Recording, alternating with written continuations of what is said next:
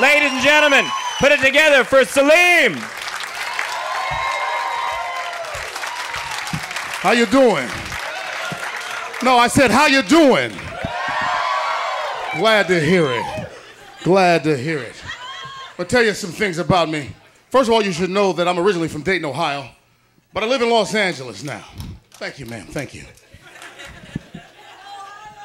Thank you. OH. That is how we get it done. I live in Los Angeles, though, California, and not in the best neighborhood, I'll be honest with you. It's a pretty tough neighborhood, a lot of gangs, a lot of drug trafficking. I considered moving, but I read an article that says that the inner city of Los Angeles has less incidents of gangs and drugs than the suburbs. And once I found this out, I was like, well, this is great news. Now whenever I see someone who deals drugs who is in a gang, I try to convince them to move to the suburbs.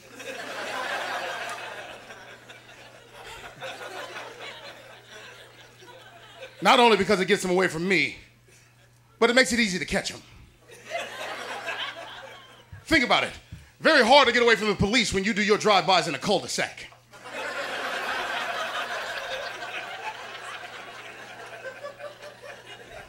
Cops just waited at the scene.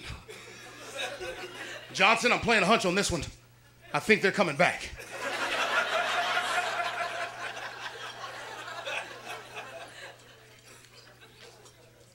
I thought about moving. I considered it. But I couldn't do it. I have a friend who lives out in the desert of, it's called the Inland Empire. It's out in the desert, very far from LA. And when she first moved out there, I'll tell you this. She didn't want to tell me that she was living out there. They bought a new house. She didn't want to tell me they were living out there. And I asked her, why not? She said, well, I didn't want you to know that for the first 3 months we were living in a trailer. And I told her that hurt my feelings. Because I don't care where you live, just do the best you can with it. I'm not a judgmental type of cat.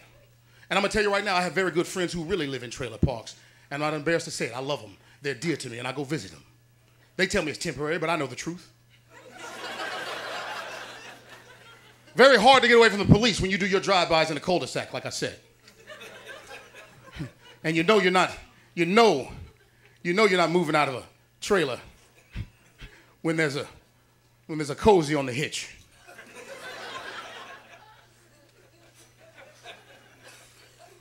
They gave me the directions to go out and visit them, and the worst part about this part was, let me tell you something about me. I hate directions. I hate it when people give me directions. I find it very frustrating. That's the one thing I love about having a GPS now.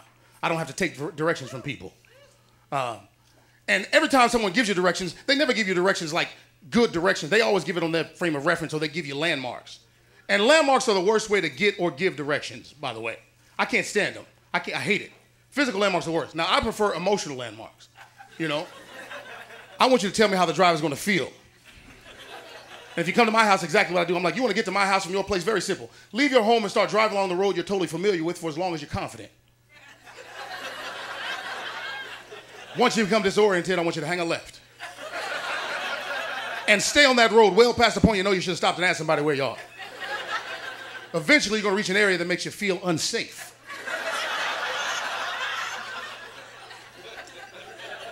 Just go down to the house where your life is actually in danger, and we're next door.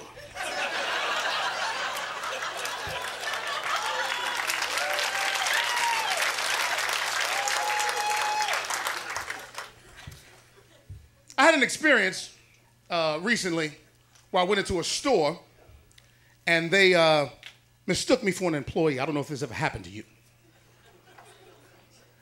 And it takes you a second or two to figure it out. I'm in the store, I'm near housewares, and this lady walks up and she says, well, I need some help in women's. Do you think there's anybody here to help me? And I said to her, well, I'm pretty sure there is. She's like, well, aren't you going to go get somebody? No, not really, ma'am. But you can feel free to go find somebody. And as she stormed off, I realized that she thought that I was an employee. And now half of this is her fault for not paying attention. But the other half is mine because I'm wearing a red shirt at Target. But I really blame Target because they don't have a uniform shirt anymore. They'll let anybody show up and work in any kind of red shirt. And they don't even know who the hell works there. She comes back, she got the manager in tow. He walks up to me, hey, this lady says you wouldn't wait on her.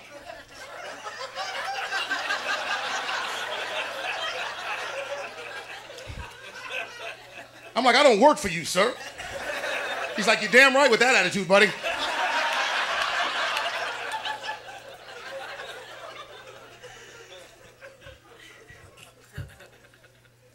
I'm fortunate. I have a very good job.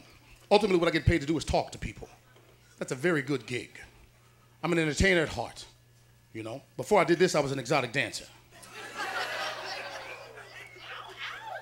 Slow down, man.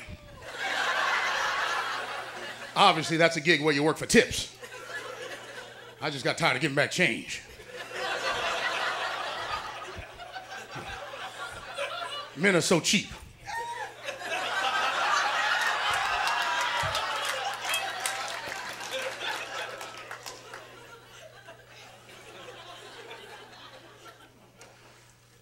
I go all over the country, and most of the time I'm alone. This causes havoc every now and then. I'll tell you, when I first started doing comedy, the first gig I ever did was in a town 50 miles southeast of Atlanta, Georgia. And I showed up, and I'm really the only man of color in the town. And they were very nice to me, let me just tell you that. It was a wonderful place. I did have some problems with the accommodations. You see, they put me up in this old historic mansion in the South that's totally refurbished. The name of the place is the Plantation House. Don't get ahead of me. I actually had no problem with that. My issue was, I got there and the main house was overbooked.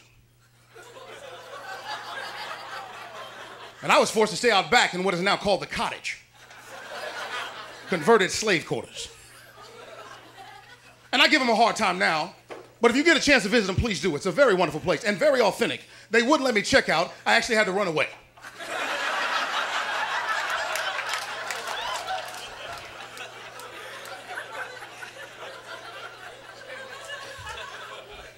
I confess, there was an incident.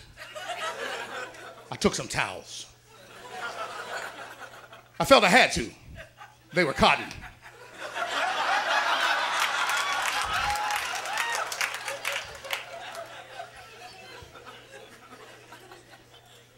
Let me get up out of here. I'm feeling good, you know. I do feel good. It's important that you feel good whenever you can. And it's tougher for me than most, because I'm a large man. And I don't mind the fact that I'm large, you know. There's only two things that bother me about being big, and it's what people do. Number one, it's almost impossible for me to convince people that I'm not hungry. No, I'm serious. I mean it.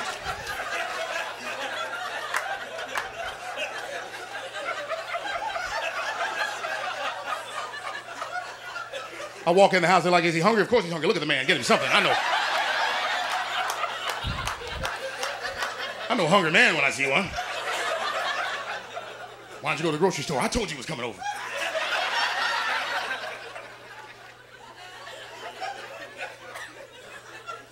Number two, don't invite me over your house if you have wicker furniture.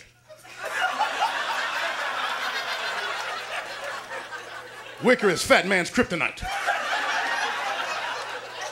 Y'all enjoy the rest of the night. My name is TheSaleem. Peace.